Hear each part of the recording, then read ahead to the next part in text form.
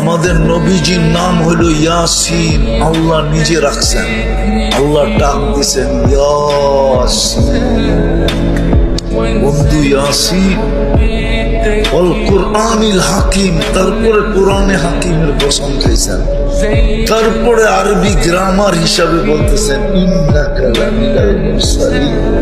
ইন্নাকা আরবি গ্রামার মতো কাকে বলা চলে? কাকে?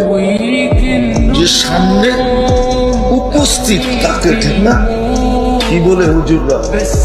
তাহলে বুঝা গেল নবীজি সামনে ছিলেন, কোন রূপে ছিলেন এটা জানি না, এটা নিয়ে আমার তর্ক বিতর্ক কোনো মতেই নেই, কিন্তু ছিলেন সামনে বসা।